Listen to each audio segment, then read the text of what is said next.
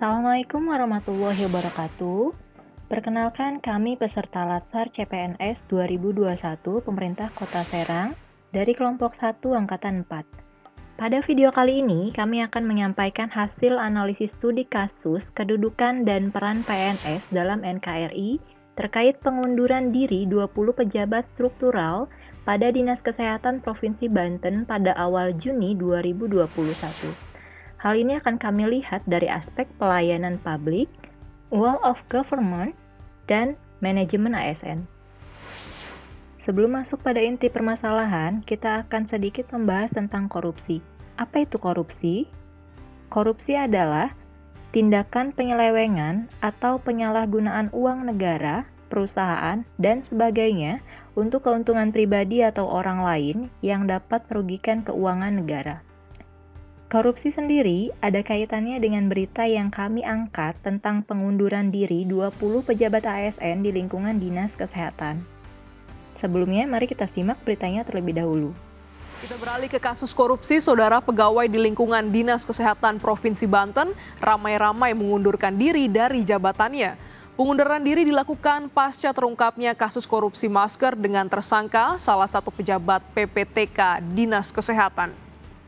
Pegawai Dinas Kesehatan Banten beramai-ramai mengundurkan diri yang disampaikan secara tertulis dalam surat kepada Gubernur dan Wakil Gubernur Banten. Terdapat 20 pejabat eselon 3 dan 4 yang menandatangani pengunduran diri di atas materai.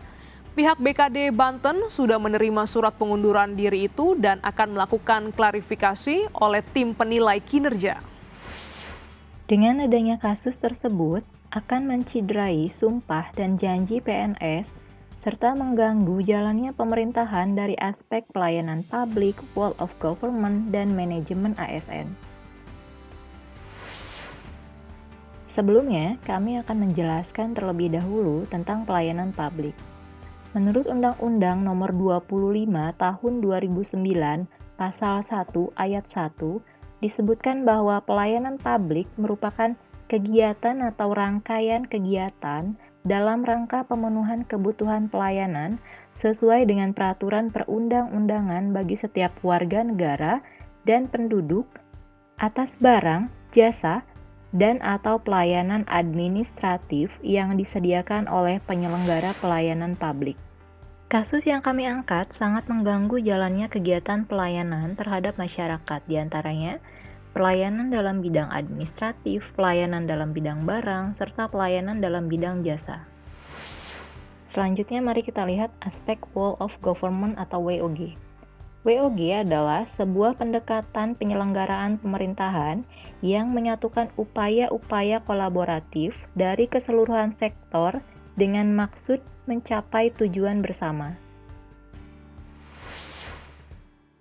Setelah dianalisis dengan pendekatan WOG, kami mendapatkan kesimpulan bahwa terjadinya penyebab pengunduran diri 20 pejabat Dinas Kesehatan antara lain, yang pertama, kurangnya koordinasi dan kepercayaan internal lembaga itu sendiri dan kerjasama antar pemerintah dengan pelaku bisnis yang tidak transparan. Kedua, adanya hierarki kewenangan atasan yang tidak selaras. Ketiga, anggaran yang bersifat kaku dan muncul ketidakpuasan SDM itu sendiri. Untuk pendekatan WOG yang sesuai dengan isu tersebut harus diterapkan dengan metode e-government. Metode ini dapat membantu pemerintah menyelenggarakan sesuatu secara integrasi dan interaktif berbasis teknologi IT.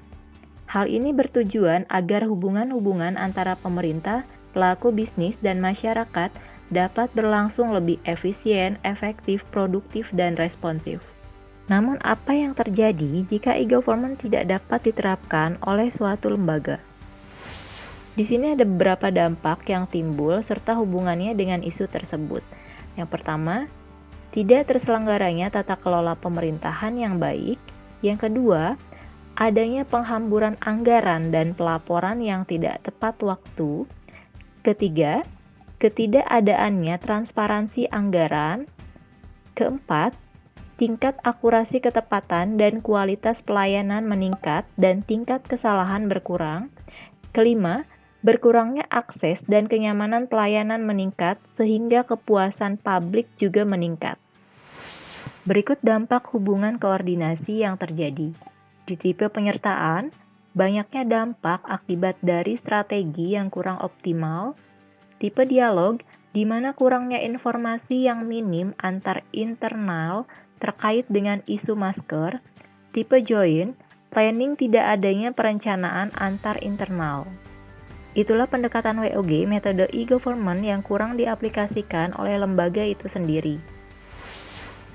Selanjutnya kita lihat dari manajemen ASN. Manajemen ASN sudah diatur dalam Undang-Undang Nomor 5 Tahun 2014.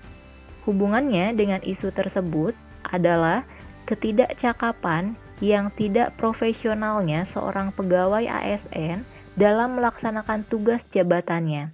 Hal ini tentunya melanggar Undang-Undang Nomor 5 Tahun 2014 Pasal 1 dan Pasal 55. Ada 2 poin yang menjadi alasan mengapa 20 orang ASN mundur dari jabatannya. Yang pertama, mereka menyatakan telah melaksanakan tugas sesuai dengan arahan, bahkan terjadinya kasus kerja di bawah tekanan. Yang kedua, LS yang ditetapkan sebagai tersangka justru telah bekerja sesuai dengan arahan dari pimpinan mereka. Berikut kesimpulan yang kami simpulkan tentang ketidaksesuaian sikap dengan peraturan yang berlaku. Ya, itu tadi hasil analisis yang sudah kami lakukan. Mohon maaf jika masih terdapat banyak kekurangan.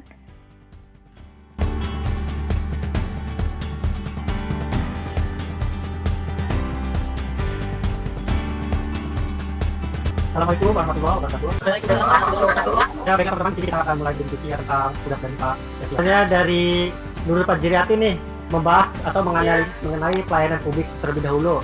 Kemudian Bu Inas dari analisis dari WUG-nya, dan terakhir adalah Pak Abdul Aziz, nanti dibantu sama siapa? Dari manajemen ASN-nya. Oke, ya. Pak.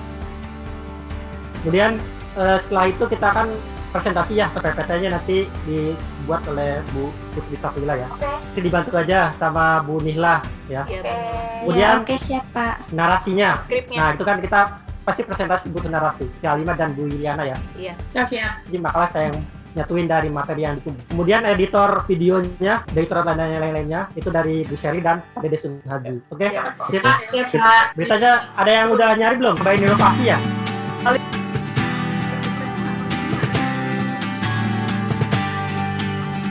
Setelah melakukan analisis pada studi kasus ini, di sini kami juga menyimpulkan saran dan rekomendasi bagi para pelayan publik, khususnya ASN.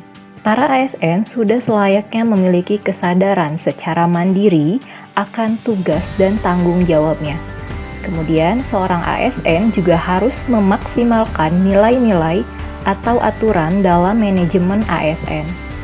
Selanjutnya, ASN juga harus dapat menerapkan aspek WOG dengan metode e-government sehingga dapat maksimal dan mempertimbangkan dampak jangka panjang setiap mengambil keputusan.